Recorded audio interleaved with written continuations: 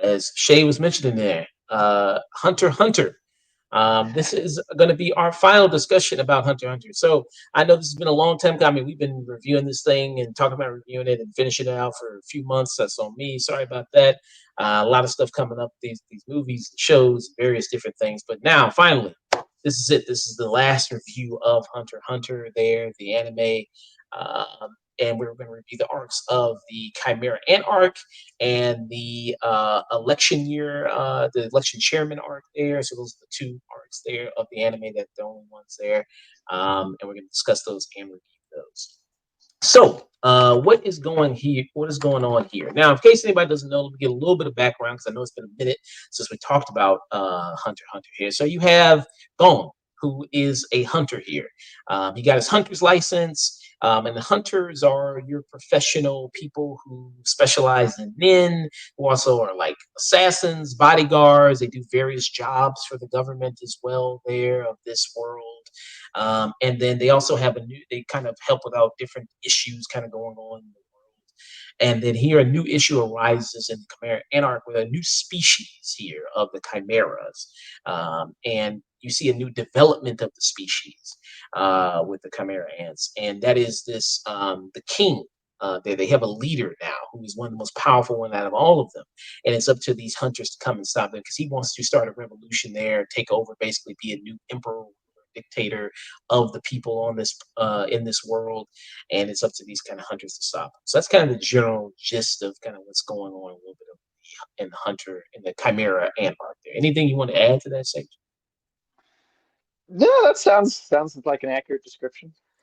Yeah. Also gone with him is Killua, who's his best friend there. He usually is with him. Usually Gone and Killua are there with adventures. And as I, really continue to watch this series, sometimes you get a little bit more of because it's in animes you'll have your collection of friends, right? You'll have your group here, that you'll have, and you'll see them going on various adventures. But in Hunter x Hunter, it seems like it's usually kind of pairs that kind of go off, or maybe you'll see one more the other than the rest of them. Like and the one arc, the what was it, the Phantom Troop arc.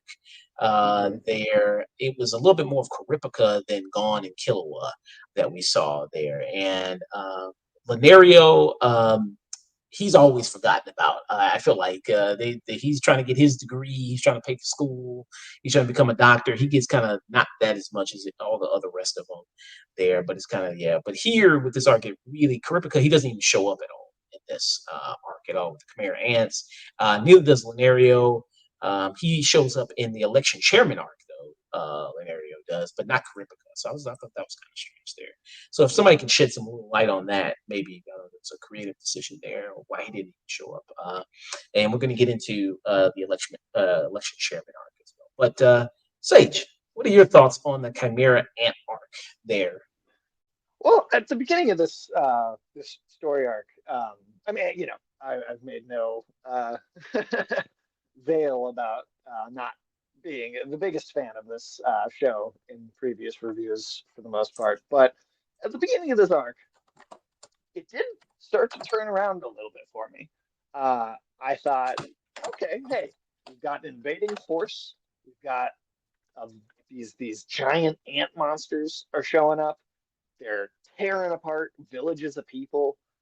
They're like it's like an actual like invasive species coming in, mass slaughter. It's like, oh, here's like a real threat. Here's something going on here. And the ants, they look kind of cool. They're these giant ant monsters, right, grabbing people.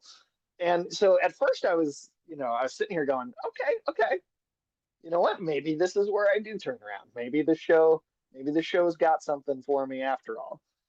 That lasted out of the 60 episodes that make up this arc. I felt that way for maybe 6 or 7 episodes before it occurred to me, oh, this is 60 episodes long, and it feels like there's like 10 episodes worth of actual storytelling going on within this arc to me.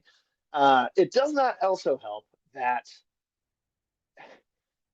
only a handful of episodes in, and I get it's in the name, and I get that's where they were going with, but the chimera part, where these creatures they take these ants, they take the local populations, whether it's animals or the people, and they absorb them and they like use them as like material in their like reproductive process.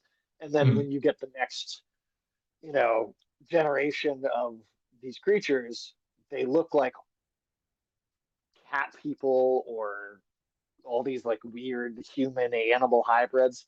The Yeah. second that happened, I went right back Like out. this is kind of an example of this right here, of how they kind of look. Let me blow it up a Yeah, little. Like yeah. kind of As soon as that started happening, I was right back out. I thought, all right, we had one small stretch where I was like, okay, maybe I could get into this. And as yeah, as soon as they did this with the characters, because that's been a big thing for me for this whole show is I just do not like these character designs. And at first I thought, hey, okay, here's a cool looking, maybe they all look the same, but at least this is a good design. I like the way these villains look.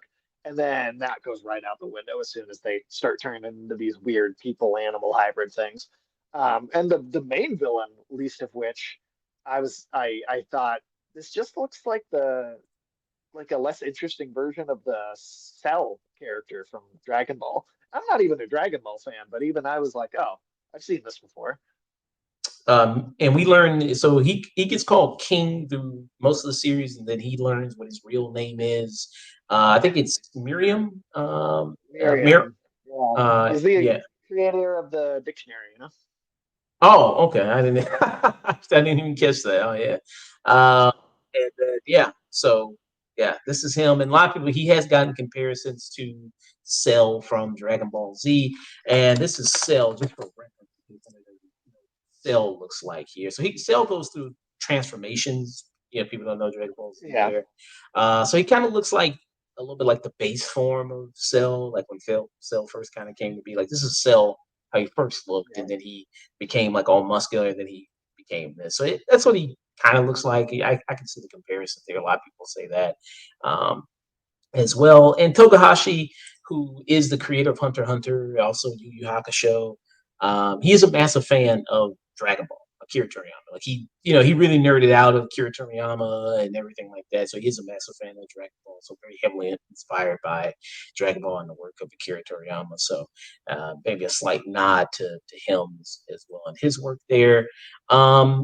Yeah, with the character, I mean, he's this guy that the arc is pretty long. This is the longest arc of the series at 60 plus episodes. Um, and it's delving a lot into kind of him learning a little bit more, kind of growing. Because at first he starts off as this tyrant, as this dictator, very much survival of the fittest type. He wants to, gather all these mass groups of people, and then basically put them through a trial here, like whoever can survive. Like they're about to do like a conversion type thing of them who can survive, and then who's ever the strongest can be a part of his army there. And then The Cell he's games. yeah, I guess it's the cell games. Yeah, there. But hey, there's no ring in the middle of the desert, and then he doesn't. At least Right. there's none of that there. So there's that, and yeah, he wants to see who can survive there, and then he also has like also bodyguards there that help him. Like his kind of royal court as people there, these highly also trained, powerful people. Kind of reminding me a little bit of the Phantom Troop there as well, like these kind of group of villains as well there. What do you think about his group there? I thought they were interesting. I thought, Of the other of the king's underlings, the yeah, other like kind of. See, I yeah, that's I it, so much of it comes in at the character design level. Um, I didn't find it like any of their personalities like abrasive or actively like unlikable necessarily, but I didn't really find them engaging either. And I have a hard time getting past the character designs. I just really don't like the way that these characters look. you got And that's been an issue for the whole show for me, where I just don't think the art direction here is interesting. Now the quality of the animation I do think is good. It's clearly a lot of efforts put in. It's fluid. It's well drawn. The movement is good. But I just think that it looks it just looks too silly for me. So you got Cat Lady here. You got Butterfly Man.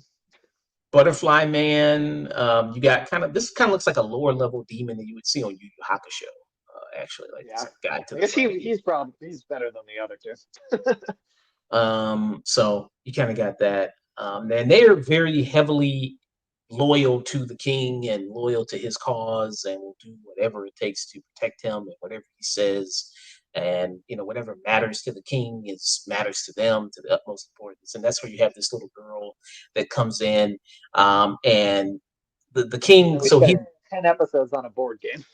10 episodes on the board game. So the king is waiting because he's waiting for all the people to get to the palace so they can do the whole ceremony or whatever he's waiting to say. So while he's waiting, he's like, I'm bored. I want to play some games, while all these people are, while I'm, waiting for the ceremony thing to happen. And then so he's challenging all these different masters of games to come and play them and, different various games.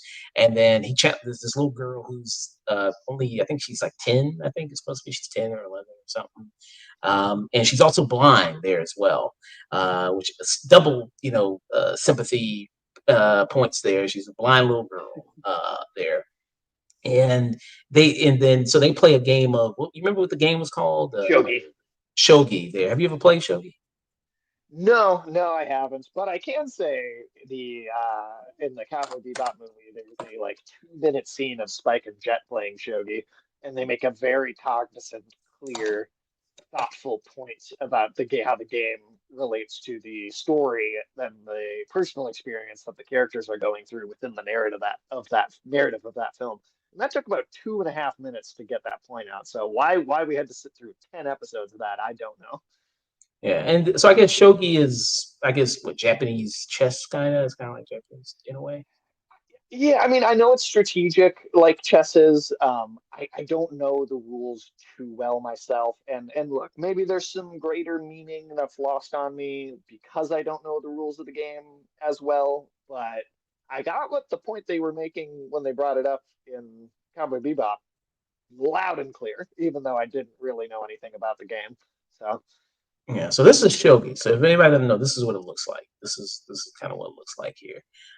So yeah, so he challenges this little girl. This little girl comes in, master of this sport. She's top ranked in all of the world, and she beats him. And the thing about this king here, Miriam, is that he adapts and learns incredibly fast. He can pick up a King game. Webster, all right.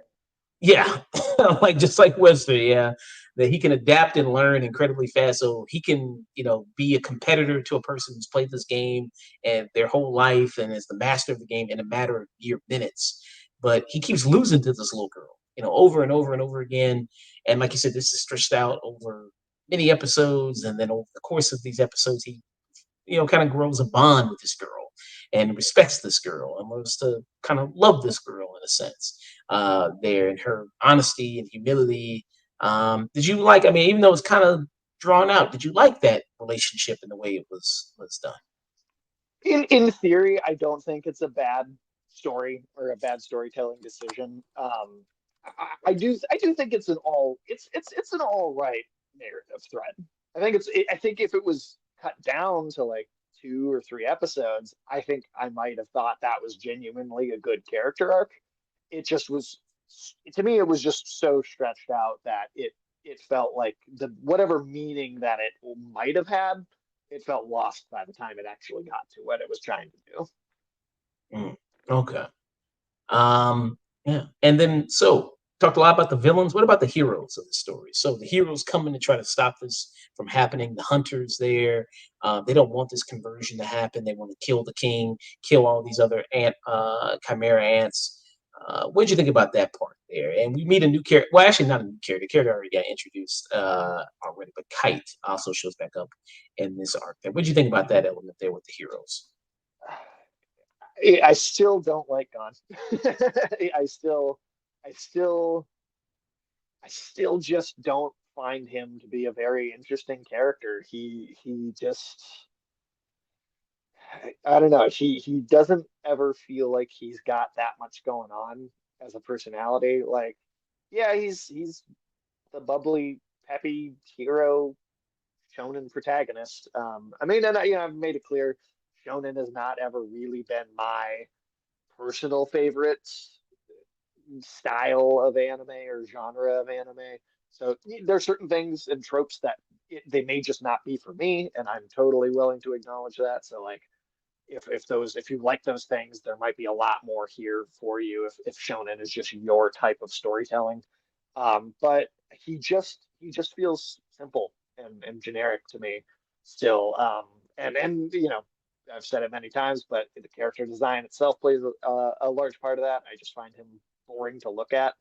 I think Killua is a bit more interesting. I did like the arc about going to his family. That's probably still been my favorite arc, even though it was only like 3 or 4 episodes long.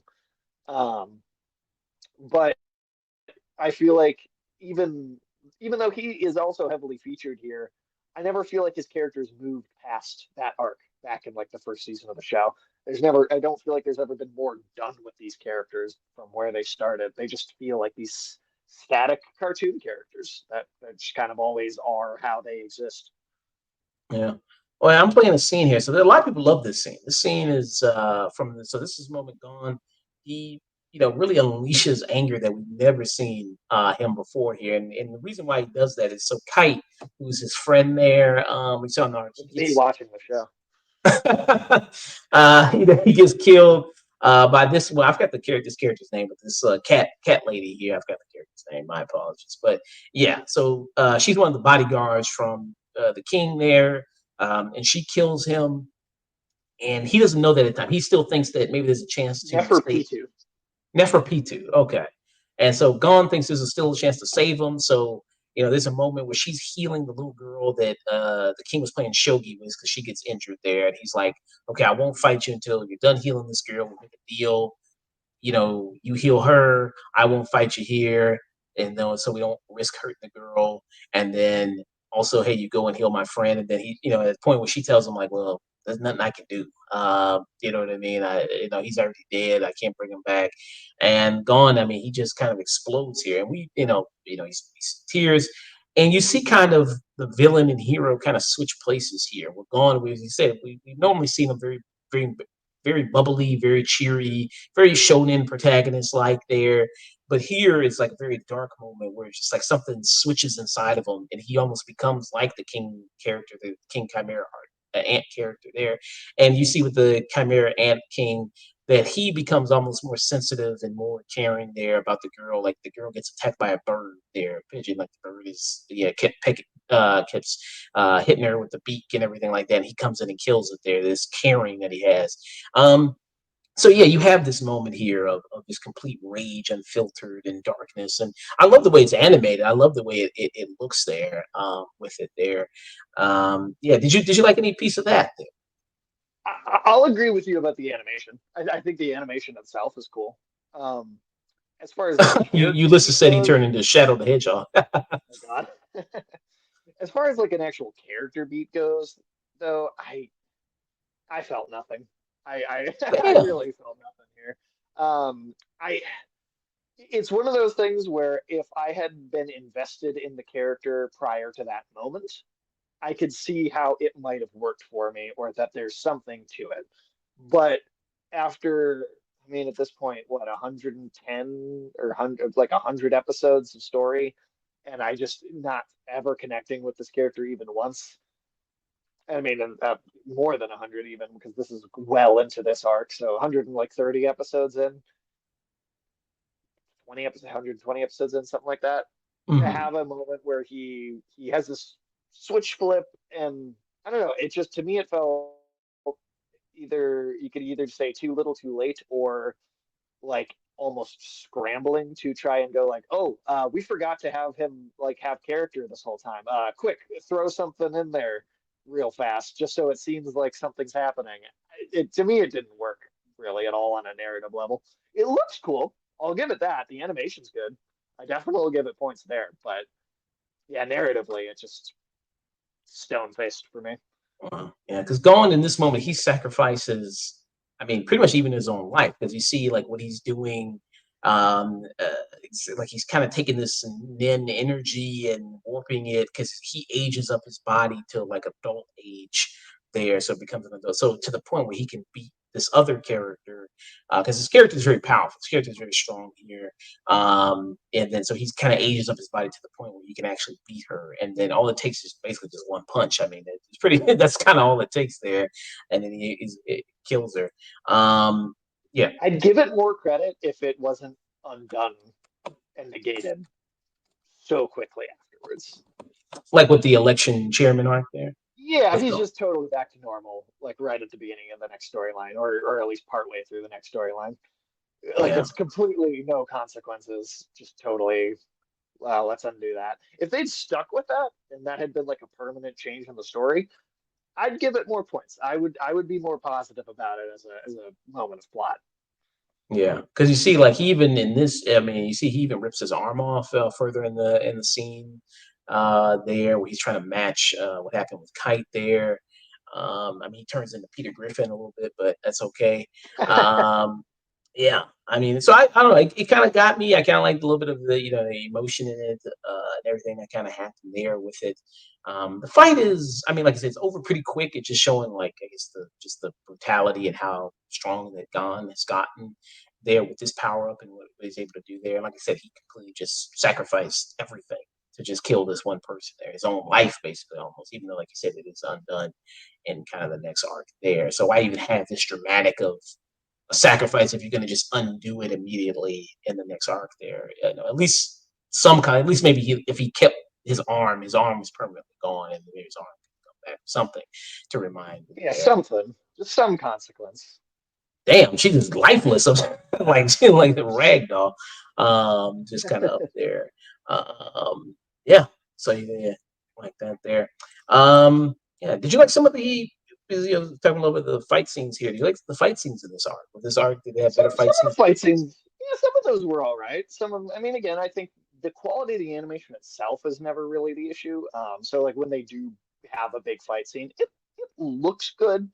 The movements are good. The staging of it, like kind of the way the camera, well, not camera, I guess, since it's drawn, but you know what I mean. The shot and the way it's framed and stuff.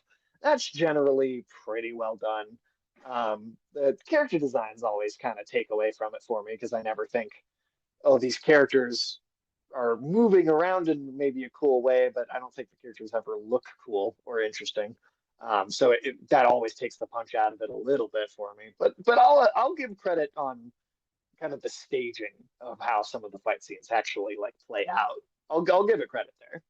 Yeah. Did you think it was? I thought it was a little disappointing the fight between. So you have like the head of the hunters there, who's like the president or the chairman actually there, who the person they have to replace because he gets killed in this arc.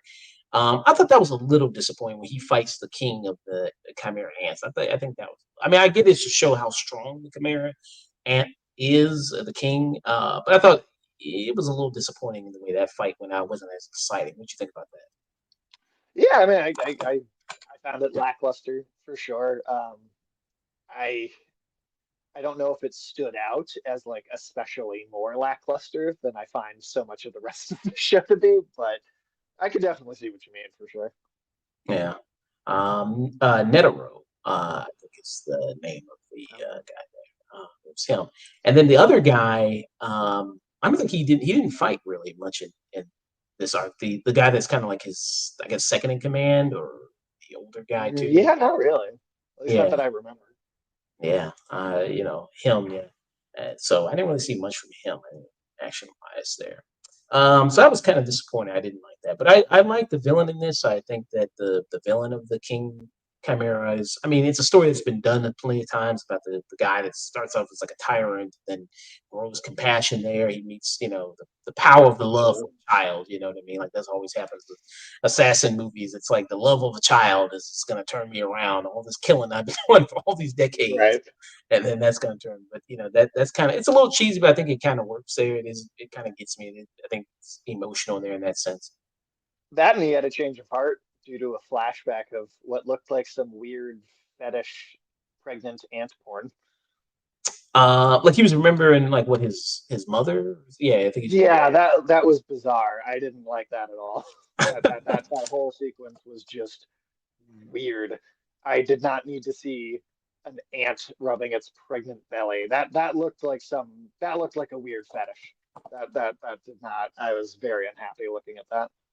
Yeah, that was a little much right there. That you kind of had. This is the scene you're talking about right here. Yeah, like just no. Just no. No, thank you.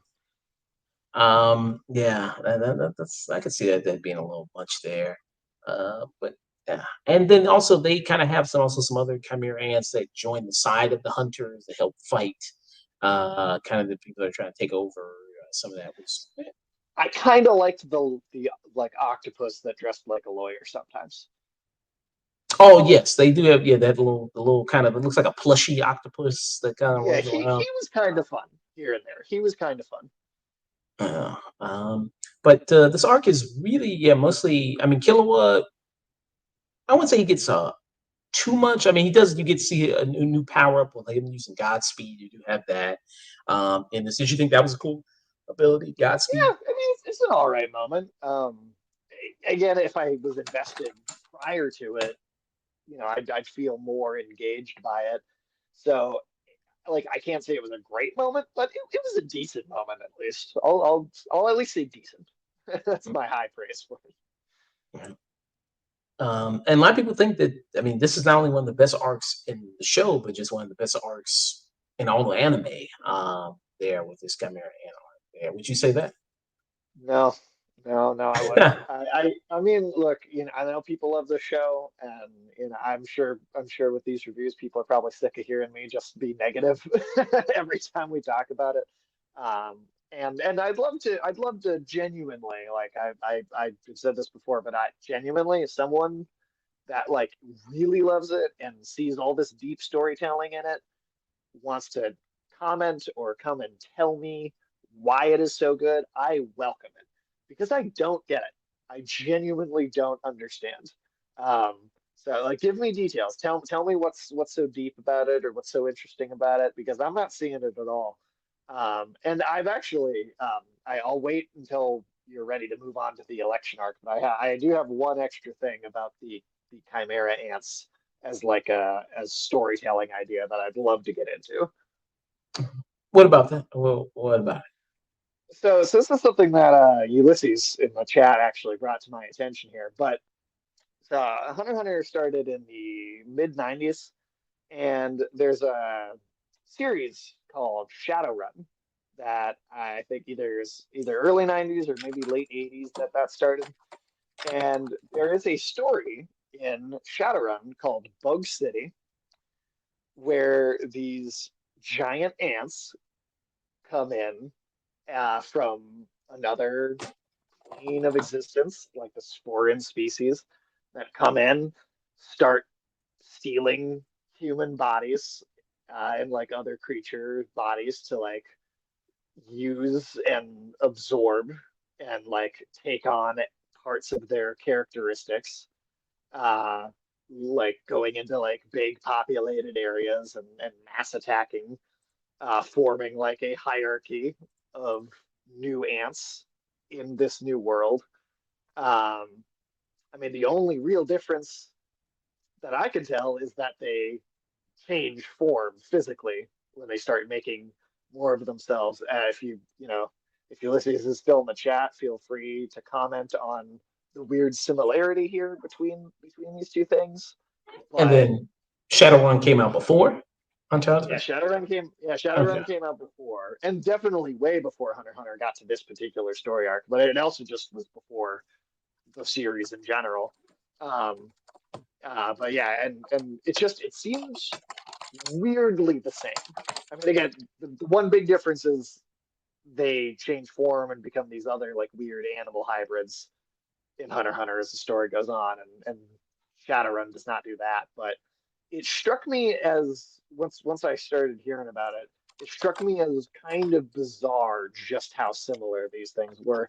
And while watching the arc of the show, I was thinking at the time, well, I might not be super into this, but at least the Chimera ants seem like an original idea. And then I started hearing about this stuff from Shadowrun, and it made me go like, oh, maybe I have to take that credit away. Hmm. Okay. I had not heard about this before, so I didn't know that maybe you broke on something new here, that Hunter x Hunter cribbed a little bit from Shadowrun here. I hadn't heard of that anime before. Has it ever been an anime or has it just been a manga? Well, it's not even a Japanese series. Shadowrun is, I believe, is it European? It started out as a tabletop game. I want to say a European tabletop game, but there's been books, video games based on it. But yeah, primarily like a tabletop game. You said Book City was made in like 1992, I think, and Shadowrun was a thing, uh, as a thing, was very popular and influential in the 90s. Yeah. Uh, there. So I don't know. Yeah, maybe Takahashi got some explaining to do. I don't know with this. And then he also If said it he was a didn't, oh, oh, sorry. he was also said it was a board game. Then first video games, the first big video game was 1993 or 1994. Okay. There, Yeah. so at that. Well, Um, it's possible that it's just a coincidence. It could be like people do have similar ideas to each other independently. So I'm not shouting rip off for that. Like he absolutely took from it. But if he didn't take from it at all, it's a hell of a coincidence that those things are like nearly identical. mm, okay. Huh. So if anybody can shed some light on that, maybe somebody knows of the series, maybe Takahashi, maybe he's a big fan of it, maybe, and let us know. So also this leads into the election chairman arc here. So like I said, so the leader of the hunters there died in the events of the Chimera Anarch stopping that. So he was able to actually kill the king. So he had a bomb inside of him, exploded, and then it was also a poisonous bomb. So all the people that were in that area in the vicinity there who inhaled kind of the after effects of that bomb ended up being poisoned. So all his bodyguards got killed, besides the one that wasn't killed by Gone already. So yeah, all of them ended up killed, and the king ended up getting killed as well. And he already knew his time was coming, so he could feel his time was coming. And then his last thing was like he just wanted to play shogi with there. That was like his last things there. So yeah, he ended up doing that and actually accomplished the mission. So the hunters did stop that invasion. So in this one, it's about electing a new chairman. There's the new lead of the hunter society or association there. Uh, there, and also this is a big arc because you actually get to see Gon's father in this. There, Gene Freems is his He name. finally came back with that pack of cigarettes. Finally came back with that pack of cigarettes there. In this argument, it's a bunch of people telling them how much of a shitty father he is. They're the whole Hunter Association. What'd you think about this arc? Man, I feel like if Gon was my kid, I would have walked out too. So I get him. I get him. I wouldn't have wanted to be around him either. But no, I mean, I found this arc definitely worse than the Chimera Ant arc. The rules of the election themselves, I just found laughable. Like they set it up so it's okay. Like 98% of all hunters have to be here for the vote to go through. So even though 98% of all hunters are not here, we're going to host this vote, and then it's just not going to go through. So then we're just going to host it again, and then it's not going to go through. Then we're going to host it again, and it's not going to go through. And we're just going to do that over and over and over again, and hope that eventually enough people have showed up for it to matter at some point. So to me, it just felt like yet again, even though this is only like 12 episodes, it just felt like let's take what little material we have and stretch it out as long as we possibly can. Let's just have the same vote happen like 6 times in 12 episodes. Let's just fill up space. And now that we're at the end of the whole thing, that is a large part of how I feel about the whole show is let's just fill up space. Let's just tread water. Let's just spend our time either doing nothing or the same thing over and over again. Did you like meeting a little bit more, getting more into the Hunter Society, all the other different Hunter? I feel like we had too much of that in the first season. Because here you're getting professional kind of hunters here that you're seeing, people who are the best of their fields. You got E-Girl Hunter right here. You got uh, Adam's Family Hunter right here. Like, yeah, all these kind of different hunters there. You got One Piece looking hunter right here. Yeah, man. I mean, you got some of these different looking designs. Visually, this is not any interest to you. No, it comes right back to the that's one of the things that's bugged me about the whole show is I won't say I hate them because I don't feel that strongly about it, but I just don't like these character designs. I just don't. Throughout the whole thing, I just these character designs never got to the point of being the best that they were the chimera ants when they actually looked like ants. That's the to me that's the best character design in the entire series. And they ruined that even by turning them into these other hybrid things a couple episodes into that. I think these are just as unfortunate and kind of lame looking as the rest of the designs across the rest of the series. You don't like Black Myth Wukong. You don't like this hunter right here. You love Black Myth Wukong. You got it right here. I like Black with Wukong, but that does not look like Black with Wukong to me. You got Homeless Man Hunter right here. You know what I mean? Yeah. So yeah, Tekken Hunter as well in this. Yeah, Um, these just start doing it for me. it was kind of nice getting a little bit of more of the internal politics of kind of the hunters there and kind of learning more about that as you see with this, and then also with this arc. Besides them also electing a new kind of chairman, um, you also see with the Killua character, you get a lot more of him. You get a little bit more of him in this about the fact that what happened to Gon at the events of the Chimera Ant arc of him basically on his deathbed, missing an arm. He's all in bandages. He looks like a mummy, basically in intensive care. I mean, nothing can even really heal him there. That he has to. It does. And yeah, so he is a last ditch effort. So Killua, just at a left field that you didn't, you really didn't know. It's like I do have one more member of my family, and this member Right. can basically do anything, basically. And she has the ability to heal him and basically bring him back to life. There, but it comes at a very deadly cost. So Killua has a little sister. The little sister's name was MacGuffin. MacGuffin. Basically, I mean, that's pretty much pretty much the purpose that he served there. Aluka is his sister's name, Aluka there, and then so Alec and MacGuffin. Aluka MacGuffin Zodiac there, and so this little girl has the ability. She has a demon that lives inside her. The demon is able to basically grant wishes for people, and it's a whole long complicated process of like rules and stipulations and all this other stuff in order how you can get the wishes. So the basic setup is if the little girl, she asks you to do something, um, and then you do it immediately, you're able to grant, you're able to ask her for a wish, right? If she asks you 3 times in a row and you don't do the thing, then you die. uh there. So if and something could be something simple. The little girl asks for, like, hey, pick me up, and he's like, okay, sure, I'll pick you up there. And then a demon will come out and then say, like, okay, what do you want?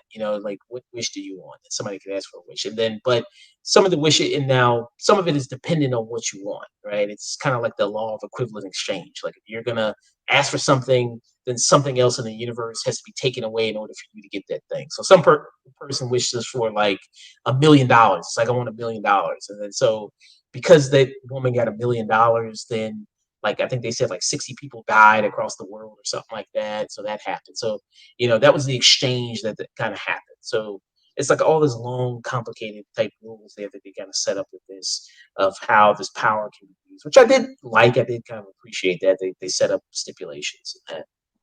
For all my shit talking, I actually thought that the sister character was one of the more interesting elements for sure. Yeah, what you found interesting about her?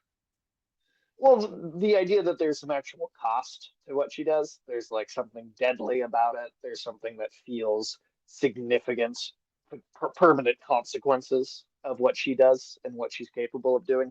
I mean, it comes back to, I've heard other people say this, but if the show, the whole story had been like Killua had been the main character and his family of assassins had been much more of a focus of the story in general, including this character who has a demon, this sister with a demon in her, where there's some really messed up stuff could potentially come out of that or happen as a consequence as to people trying to use her power or manipulate her to use that power.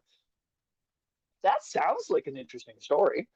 It feels like a small blip in the show's overall runtime.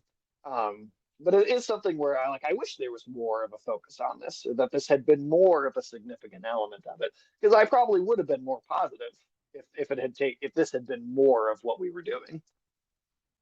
Yeah. And the little girl, I mean, she's basically, because of her power and how destructive it is. I mean, she's been kept in captivity for all her life. You see that her family has kept her in like this little playpen, this little kind of basically huge kind of vault here that they've kept her in. And then also a realization that you learned in this, which if maybe I'm not remembering it correctly, correct me if I'm wrong. We realize that Killua, his father, is one of the other hunters, is the son of the elder hunter that we saw in the Chimera Anarch, the one that's there. So he's the grandson of that character as well. I think I remember that being right. Yeah. Yeah. Do you remember that being shown up in any other arc, or this is where it gets revealed? I think. Yeah, I'm pretty sure it was just a thing here, kind of right at the end. Yeah. So Fabio is his father there. So yeah, Killua, that's his father, and then he's part of the Zodiac family and all these other kind of assassins there. And yeah, they kept this girl in this role. So he's breaking her out. He's like, I gotta have this wish. I want her to be able to heal my best friend gone. And also your favorite character comes back, Hisoka, he was not involved any in the Chimera Anarch. So Hisoka, he comes back here and And he makes the voting take longer. in what way does he make the voting take longer there? Because he comes up and there's a scene at one point where the people like at the ballot box or whatever are like suspicious of him and his participation in the vote, and they're like, "Oh, we didn't expect you to be here," and he's like, "Oh, well, I guess I won't participate then, because then you'll have to do it again." And I'm like, "No, I hate you even more now." Because all you did was extend the length of this thing that is already going on too long. But at least, I mean, you don't like the fact that the Chimera Anarch, at least that was better because it didn't have Hisoka in it. You didn't like that one? I appreciated that he wasn't gone, but it's not like he died or anything. Yeah, I knew he was coming back at some point, so I just had that like almost it was almost anxiety of like, when is this guy gonna rear his head back up? Yeah. And then, so the reason that his involvement in this story is uh, the other family member of Killua, Illumi, who is there, who got introduced in the Hunter Examiner arc there, his brother there, very strong hold his brother has on him. They're kind of, he tells him about the whole thing with the girl and the wishes, and he's looking for a way of how he could use the girl to his advantage, Illumi, and what he can do there and use his advantage. Now, Kilo actually does genuinely care about his sister. Like, he may be the only person in his family that really actually does love her and actually sees her as a human being there, not just this thing to use as they wish, basically. Which I thought was nice. I thought, and then during the episode there where Kilo has to say goodbye, because not only does he want to heal his friend, but he also wants to rid his sister of this demon as well that's Mhm. inside of her. So he's trying to make a thing where, because not only can she grant wishes, so you can ask for a wish, but you can also order her to do a wish, which doesn't work the same as asking for a wish. There, it doesn't kind of work the same. So in a way, he's trying to like also accomplish the mission of healing God, but also getting rid of the demon. Did you like that moment? I thought that moment was very emotional. I kind of like that. He's kind of Yeah, doing. no, I mean, I thought that was one of the better, if not maybe the best moment in the entire show, to be completely honest. That's an actual character dynamic. There's actually an emotional connection between those two characters, the kind of thing that you'd base a show around. Just saying. Uh, but yeah, I mean, I thought that worked. I thought that worked. I was like, oh, well, that's actually kind of heartfelt. Yeah, I wish that Killua had been the main character. I wish that he had been who the show followed, because I think you might have actually gotten some real character dynamics across the whole show instead of relegated to just being these minor moments during one of the main. This is like, I guess, other than the part where they go to his family in the mountain, this is like the other shortest part of the story. Yeah, and you see that you see little bit of her demon form there, and the demon is called what's the demon's name? I forgot the name. That I don't remember. The grudge demon. Juan. Uh, yeah, I forgot the name there of the demon creature, but yeah, you see that he has there. It kind of was crying. I like that animation they did with the eyes. That the eyes kind of look like kind of like yeah, I like what they did with the eyes there. I like that was really good there. Had it went from sad. This was a very emotional scene. I liked it quite a bit there. And then again, the family stuff, his family is interesting. Like you have this family of assassins, but also the butlers are also heavily trained assassins almost as well there to protect the family. And then they're also chasing Killua there to try to get the girl back because, he's kind of disobeying the family. So I thought that was like you had the elder butler woman there. That Mm-hmm. I thought she was really good there. I like that kind of stuff there. What they did with that character. Did you like any of that stuff with the kind of the butlers there? I mean, they're. I think they're better than kind of the rest of the cast. Uh, yeah, they're all right. They're like I at least was not rolling my eyes when they were the ones on screen. Yeah. Uh, so, what do you think about because this is the first time we're seeing Gon's father. Was that? I mean, the character was he interesting? There's much anticipation of hearing about him, and then seeing like little glimpses of him here and there. Finally, get to see him as a character in the show. Did he live up to any expectation? Or Well, I can't say I really had a whole lot of expectation just based on the way the rest of the show had gone up to that point. But like I said, I got it. I was like, if my kid was that boring, man, I'd walk out of there, get a pack of cigarettes, and never come back. I didn't dislike him as much as the show I felt like wanted me to. Um, but I guess I don't think he was interesting either. I mean, he just kind of looked like a dude, just a regular dude. He didn't have some interesting. I don't think he had some interesting reason for being absent or gone, or some sort of great investing character motivation for anything that he did. He was just a shitty dad, just kind of a regular shitty dad. I'm like, oh great, that's what I'm here for. mm, okay, um, I didn't yeah, care about him at all. yeah. I mean, his character was fine. I mean, much of this big talk about him, and we don't really get to see him in action all that much. So you can't say he's like this badass hunter. He does all these things. We don't get to see him there and that element there. But a little bit of his political play there of kind of what's going on, and you have these different figures who want to become the new chairman for various political reasons, and to see what they kind of their control over the Hunter Association. That was a little interesting there to see kind of that play out a little bit. Um, and yeah, but besides that, it really wasn't, that quite interesting. Okay, but maybe when we see more further, of the show, because the manga is still going. Takahashi's still writing, the material there. He's Don't come back. push yourself too far, Takahashi. Yeah, he's come back though. He's come back. He's drawing. So he'll draw for like 2 weeks and then take another 3 year break there with That's that. So fine. If he never finishes it, I'm not worried about it. yeah, you're not stressing over it. You're not stressing. No, no. I think you shouldn't kill. Nothing's worth killing yourself over. Nothing, but Nothing. especially not this. But I like these two arcs back to back. I enjoyed them. I thought I can see why people say Chimera Anarch is the best one of the series. There, I think it really culminates a lot of things to show. Some strong arcs that the characters kind of go on there. Um, I would say the weakest for me arc wise of the show was what was the arc called? The Greed Island arc. That to me was the weakest one Oh, for me. yeah. I didn't think that one was particularly that strong. But the first arc, the Hunters Examiner arc, the Chimera Ant arc, this Chairman election arc is, I think, decent.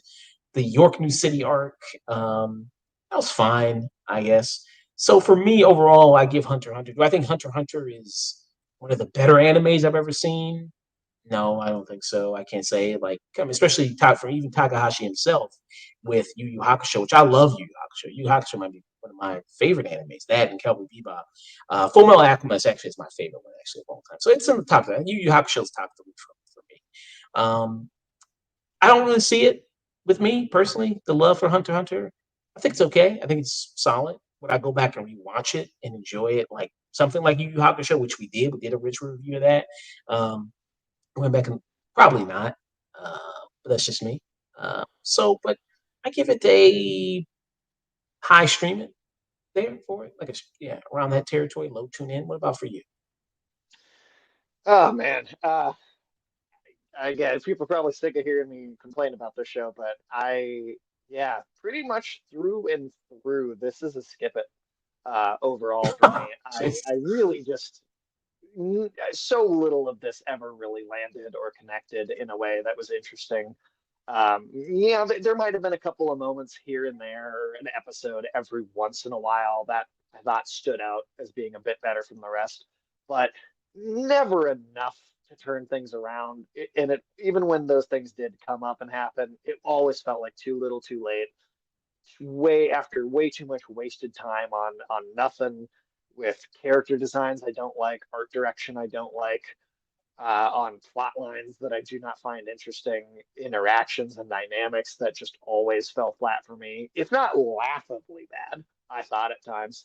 Um, and to top it all off, Hisoka, I think, is like one of my least favorite characters I've had the displeasure of having to spend time with in a very long time. Like that nearly drags the show down another point for me.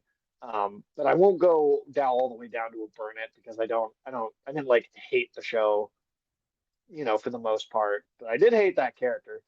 I guess ultimately I'd give it like a low skip it. I think this Low. is, of all the anime I've like watched the entire thing all the way through, this might be my dead last least favorite. Wow. Uh, Geez, dead last, least favorite. Um, okay. I gave it a high stream it.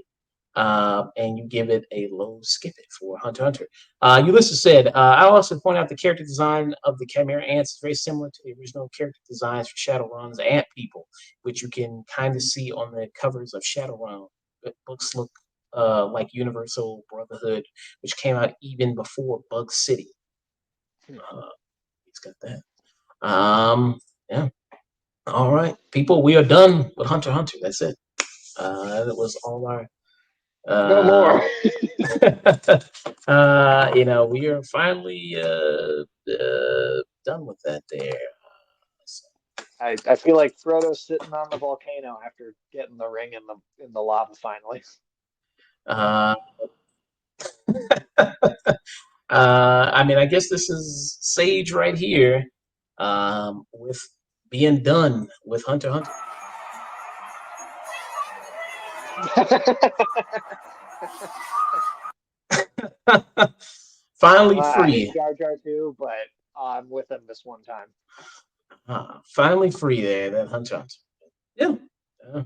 But Sorry to everybody that loves it. Like I said, come tell me what you love about it. Like, I comment on it. I would love to hear people. Like, I'm not even going to argue with you. Like, genuinely, tell me what you think is so good about it. I will do my best to actually try and take that information in, because I don't get it. well, I mean, hey, man, I mean, like the people were very emotional about that Killua. I mean, you said that. I mean, with his little sister, and then, you had that moment with Gone, but you just said you didn't give a fuck about, and he went, I wish he was gone, literally. uh, jeez, yeah. I know that kind of got me. I mean, him kind of reacting like that kind of got me there. Listen said, looks alone could be coincidence, but combine that with how Khmer ants infiltrate society, uh, uh, pursue their pursuit of unification, compared to how Shadowrun's ants infiltrate society with a cult dedicated to universal brotherhood. That sounds real similar. I gotta check it out there. Maybe you guys are on to something. So yeah, Hunter x Hunter.